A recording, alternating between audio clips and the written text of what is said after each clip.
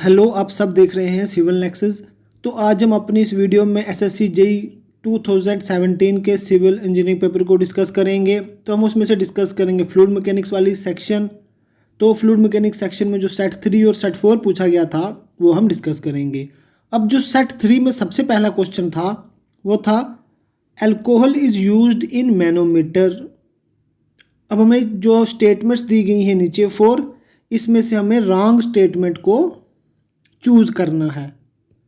Option A is its vapour pressure is low. Option B is it provides suitable meniscus for the incline tube. Option C is its density is less and the option D is it provides longer length for given pressure difference. जो हम alcohol use करते हैं manometer में, सबसे पहले बात याद रखिए कि जो कोई भी लिक्विड जो हम मैनोमीटर में यूज़ करेंगे उसकी डेंसिटी हमेशा ही लेस होगी। तो जो ये वाला ऑप्शन तो नहीं हो सकता, रॉन्ग तो नहीं हो सकता सी वाला ऑप्शन, ये बिल्कुल करेक्ट ऑप्शन है। हमें चूज़ क्या करना है? Wrong statement. तो ये वाला ऑप्शन इस क्वेश्चन के अकॉर्डिंग नहीं है।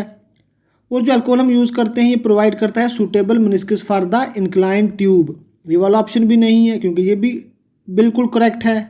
हमें क्वेश्चन के अकॉर्डिंग रॉन्ग स्टेटमेंट को चूज़ करना है। ऑप्शन डी कहता है it provides longer length for given pressure difference. ये तीनों ही चीज़ें जो होती हैं ये अल्कोहल की प्रॉपर्टी होती हैं इन मैनोमीटर। और जो ऑप्शन ए है इट्स वेपर प्रेशर इज लो। अब हमें याद रखना है कि जो अल्कोहल हम यूज़ करते हैं मैनोमीटर में इसका वेपर प्रेशर बहुत ज़्यादा हाई होता है। वेपर प्रेशर हाई होता है तो इसका मतलब जो ऑप्शन ए है ये गलत है। हमें क्वेश्चन के अकॉर्डिंग रॉन्ग स्टेटमेंट चूज करनी है। Therefore option A is correct. आप याद रख लीजिए कि जो अल्कोहल की जो हम यूज़ करेंगे मैनोमीटर में उसकी ये 3 प्रॉपर्टीज़ होंगी। सबसे पहले उसकी डेंसिटी लेस होगी, दूसरा it provides longer length for given pressure difference, और तीसरा it provides suitable meniscus for the inclined tube. अब हम बात करते हैं नेक्स्ट क्वेश्चन की।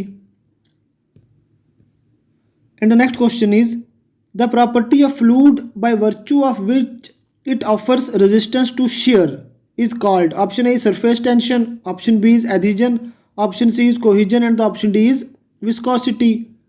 अब जो resistance to shear वाली प्रॉपर्टी होती है उसे कहते हैं हम viscosity. therefore option D is correct. और जो नेक्स्ट क्वेश्चन पूछा गया था the unit of kinematic viscosity. अब हमें काइनेमैटिक विस्कोसिटी के यूनिट्स बताने हैं। अब हमें याद रखना है कि जो काइनेमेटिक विस्कोसिटी होती है हम इसको डिनोट करते हैं न्यू से, और इसके यूनिट होते हैं एसआई में मीटर स्क्वायर पर सेकंड। ये इसके यूनिट्स आ गए एसआई यूनिट्स में। और जब कोई पूछे कि काइनेमेटिक विस्कोसिटी के यूनिट्स सीजीएस में क्या होंगे तो वो होंगे स्टोक्स, उसको हम बोलेंगे स्टोक्स। तो क्वेश्चन के अकॉर्डिंग हमें यूनिट बताना है काइनेमेटिक विस्कोसिटी का। तो लेकिन हमें जो ऑप्शन दिए गए हैं वो सारे एसआई यूनिट में दिए गए हैं, तो हम एसआई यूनिट वाला ऑप्शन देखेंगे, वो आता है मीटर स्क्वायर पर second. Therefore option A is correct. अब अगर हमें पूछता कि डायनामिक विस्कोसिटी का यूनिट बताओ तो वो होता न्यूटन सेकंड पर मीटर स्क्वायर। ये किस में था? एसआई में। और हमें बोले कोई सीजीएस में, तो सीजीएस में डायनामिक विस्कोसिटी का यूनिट होगा पॉइज। ये आप याद कर लीजिए please. And the next question is metacentric height is given as the distance between. अब हमें बताना है कि जो मेटासेंट्रिक हाइट होगी वो किसके बीच में डिस्टेंस होगी। अब मेटासेंटर एक ऐसा पॉइंट होता है जिसके अलॉन्ग अगर हम बॉडी को अगर हम थोड़ी बहुत भी रोटेशन देंगे तो वो उस पॉइंट के अलॉन्ग बॉडी ऑसिलेट करना शुरू हो जाएगी। अब हमें बताना है कि मेटासेंट्रिक हाइट क्या होती है। तो मेटासेंट्रिक हाइट आप याद कर लीजिए, ये मेटा सेंटर और सेंटर ऑफ ग्रेविटी का डिस्टेंस होता है। यानी कि कोई भी ऐसा distance, the distance between Meta centre and the centre of gravity of the body, उस डिस्टेंस को हम बोलेंगे मेटासेंट्रिक हाइट।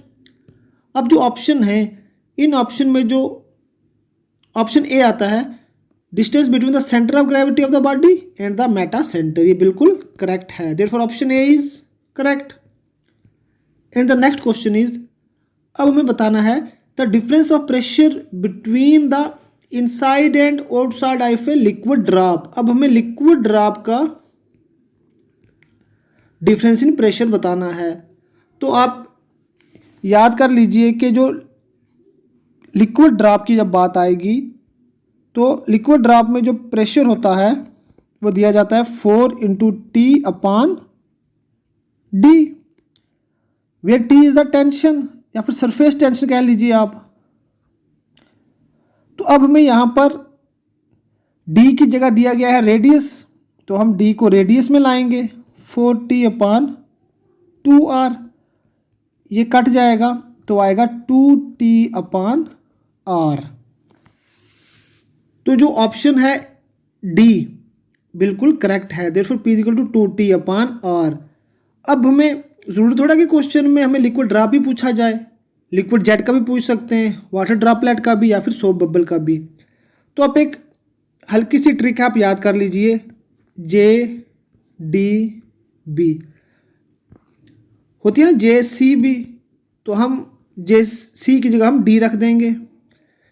यह आ गया लिक्विड जेट, यह आ गया वाटर ड्रॉपलेट, तो यह आ गया सोप बबल। जो लिक्विड जेट में प्रेशर क्या होगा 2T/D, तो D वाले केस में यानी कि वाटर ड्रॉपलेट के केस में 4T/D और सोप बबल वाले केस में 8T/D। पहले वाले केस में 2T, दूसरे वाले केस में 4T, तो थर्ड वाले केस में 8T। ट्रिक याद कर लीजिए JDB, क्योंकि ऐसे आपको याद रहेगा। And the next question is the property by which a liquid opposes relative motion between its different layers is called. Option A is surface tension, option B is coefficient of viscosity, option C is viscosity and the option D is osmosis. तो ये भी viscosity ही होती है, क्योंकि जो opposition to the relative motion आ जाएगी तो विस्कोसिटी की ही वजह से होगा। Therefore option C is correct. And the next question is the atmospheric pressure with rise in altitude decreases. Option A is linearly, option B is first slowly then steeply, option C is first steeply and then gradually, and the option D is unpredictable. तो हमें याद रख लेना है कि अब जैसे जैसे जो अल्टीट्यूड हमारा, जैसे जैसे जो अल्टीट्यूड होगा वो बढ़ेगा, जो एटमॉस्फेरिक प्रेशर होगा वो डिक्रीज होगा। यानी कि विद राइज इन अल्टीट्यूड और हाइट एटमॉस्फेरिक प्रेशर डिक्रीजेज। अब हमें बताना है कि वो किस तरह से डिक्रीज करेगा। एटमॉस्फेरिक प्रेशर एल्टीट्यूड के राइज होने से किस तरह से डिक्रीज करेगा। तो वो पहले तो बिल्कुल आहिस्ता डिक्रीज करेगा, उसके बाद बहुत तेज़ी से डिक्रीज करना शुरू हो जाएगा, क्योंकि जैसे जैसे हम ऊपर को जाएंगे तो वैसे वैसे जो गैसेस होंगी वो कम होती जाएंगी। Therefore option B is correct. And the next question is barometer is used to measure. अब बैरोमीटर हम किस लिए यूज करते हैं वो बताना है। Option A is pressure in pipes channels, option B is atmospheric pressure, option C is very low pressure, and the option D is difference of pressure between 2 points. अब जो बैरोमीटर होता है वो हम हमेशा ही यूज करते हैं एटमॉस्फेरिक प्रेशर को मेजर करने के लिए। Therefore option B is correct. And the next question is flowmeters based on obstruction principle like orifice plates can be used with Reynolds number up to approximately. Option A is 500, option B is 1000, option C is 2000 and the option D is 4000. तो अब याद कर लीजिए कि orifice plates में जो flowmeter, जो orifice plates के ऊपर जो फ्लोमीटर्स बेस्ड होते हैं वो हम यूज़ कर सकते हैं अप्रॉक्सीमेटली 2000 रेनॉल्ड्स नंबर तक। Therefore option C is correct.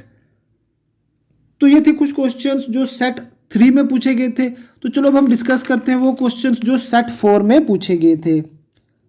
और जो सेट 4 में जो सबसे पहला क्वेश्चन पूछा गया था वो था an odd shaped body weighing 7.5 kg। अब बॉडी का वेट कितना है 7.5 kg and occupying 0.01 cubic metre volume. और उसका वॉल्यूम कितना आता है 0.01 cubic metre will be completely submerged in a fluid having specific gravity of. अब हमें बताना है स्पेसिफिक ग्रेविटी फ्लूइड की। अब सबसे पहले हमें पता है कि जो डेंसिटी आती है, density is equal to mass per unit volume. मास हमें कितना दिया गया है 7.5 kg और जो वॉल्यूम है वो कितना है 0.01 मीटर क्यूब। तो जब हम इसको सॉल्व करेंगे तो जो हमारे पास फ्लूइड है, फ्लूइड की डेंसिटी कितनी आ जाएगी 750 kg पर मीटर क्यूब। अब डेंसिटी ऑफ फ्लूइड कितनी है 750 kg पर मीटर क्यूब। अब हमें स्पेसिफिक ग्रेविटी का फार्मूला पता है कि specific gravity is defined as the ratio of the density of fluid to the density of standard fluid. तो स्टैंडर्ड फ्लूइड हम वाटर लेते हैं तो डेंसिटी ऑफ वाटर। अब जो फ्लूइड की डेंसिटी थी वो कितनी थी 750, फ्लूइड की डेंसिटी थी 750 और वाटर की डेंसिटी कितनी होती है 1000 kg पर मीटर क्यूब। जब हम इसको सॉल्व करेंगे तो हमारे पास स्पेसिफिक ग्रेविटी आ जाएगा 0.75। Therefore option D is correct. हमने क्या किया दोबारा से देख लीजिए, हमें मास दिया गया है बॉडी का, वॉल्यूम जो उसने ऑक्यूपाई किया वो भी दिया गया है, हमें निकालनी है स्पेसिफिक ग्रेविटी। अब हमें पता है कि स्पेसिफिक ग्रेविटी का फार्मूला क्या है density of fluid upon density of water. अब डेंसिटी ऑफ फ्लूइड हम निकाल देंगे मास पर यूनिट वॉल्यूम से। तो डेंसिटी ऑफ वाटर हमें पहले से ही पता है 1000 kg पर मीटर क्यूब। तो इन सभी वैल्यूज़ को पुट करके हम स्पेसिफिक ग्रेविटी भी आराम से निकाल देंगे। तो therefore option D is correct. And the next question is a ship's model of scale 1:100 had a wave resistance of 1 Newton at its design speed. The corresponding wave resistance in Newton in prototype will be। अब हमें prototype में wave resistance को बताना है। अब scale क्या है हमारे पास 1:100, तो वेव रेजिस्टेंस कितना है 1 न्यूटन। तो ये आ जाएगा फोर्स वाला केस। तो फोर्स वाले केस में क्या होता था, फोर्स वाले केस का फार्मूला क्या आ जाएगा हमारे पास F into M into R का क्यूब। तो एफ एम क्या है, जो भी वेव रेजिस्टेंस कितनी फोर्स है हमारे पास 1 न्यूटन की, 1 न्यूटन। और जो आर है यह आ जाएगा स्केल वाला, स्केल कितनी है 100 का क्यूब करेंगे तो ये आंसर इसका आ जाएगा ये वाला आंसर। तो जो ऑप्शन सी बनता है, therefore option C is correct. ये थोड़े बहुत फार्मूले हैं, याद कर लीजिएगा आप, लेकिन जो फोर्स का फार्मूला जो यहाँ पर अप्लाई होगा वो ये है, ये आप याद कर लीजिए या फिर नोट कर लीजिए फोर्स का formula. And the next question is if the capillary rise of water in 1 mm diameter tube। अब diameter of tube कितना है 1 mm,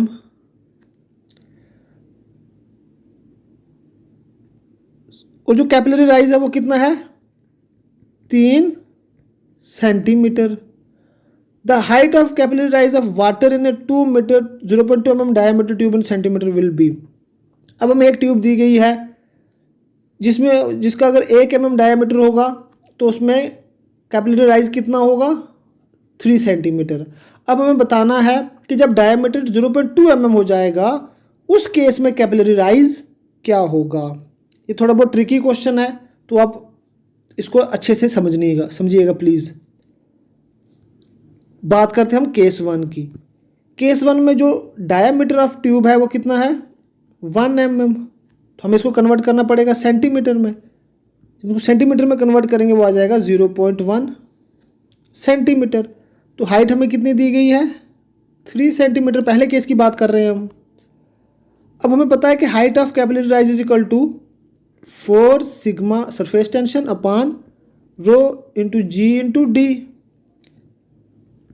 अब पहले केस में हमें हाइट कितनी दी गई है 3, 4 इंटू सिग्मा अपॉन रो जी हम वैसे ही रखेंगे इंटू डी। डी कितना है 0.1। तो अगर हम यहाँ से सरफेस टेंशन निकालें तो सरफेस टेंशन क्या आ जाएगी 3 इंटू रो जी इंटू 0.1 अपॉन 4। सरफेस टेंशन क्या आ गई हमारे पास पहले केस से 3 इंटू 0.1 इंटू रो इंटू जी अपॉन 4। अब हम बात करते हैं केस 2 की। केस 2 में डाई कितना दिया गया है हमें 2 mm डाई 0.2 mm। जब हम इसको कन्वर्ट करेंगे सेंटीमीटर में वो आ जाएगा 0.02 सेंटीमीटर। अब हमें हाइट निकालनी है। हाइट का हमें फार्मूला पता है। हाइट का फार्मूला क्या आ जाएगा height of capillary rise 4 into sigma upon rho into g into d. अब हमें सिग्मा की वैल्यू पहले कैसे पता है वो ये है, वो हम पुट कर देंगे यहाँ पर 4 इंटू सिग्मा। सिग्मा की क्या वैल्यू है 3 इंटू 0.1 इंटू रो इंटू जी अपॉन 4। लेकिन फार्मूले में यहाँ पर रो जी डी भी था, वो भी पुट करेंगे हम। रो जी कैंसिल, 4 से 4 कैंसिल, 4 से 4 कैंसिल। तो उसके बाद जब हम इसको पूरा सोल्यूशन करेंगे तो हमारे पास क्या आएगा h is equal to 3 into 0.1 upon 0.02 जो कि वैल्यू बनेगी 15। Therefore option C is correct. अब प्लीज़ इस वीडियो को थोड़ा बैक करके इस पूरे क्वेश्चन को अच्छे से समझिए, क्योंकि क्वेश्चन बहुत ज़्यादा इंपॉर्टेंट है और थोड़ा बहुत ये ट्रिकी क्वेश्चन बन जाता है कॉम्पिटिटिव एग्जाम में। And the next question is the pressure intensity is same in all directions at a point in a fluid. अब जो pressure intensity same in all direction हमें कौन सा लॉ देता है पास्कल्स लॉ। अब ऑप्शन ए कहता है only when fluid is frictionless and incompressible. Option B only when fluid is frictionless and is at rest. Option C is only when fluid is frictionless and option D is when there is no relative motion of one fluid layer relative to other। अब हमें पता है कि जो Pascal's law है, Pascal's law हमेशा ही लगता है फ्लूइड एट रेस्ट पे।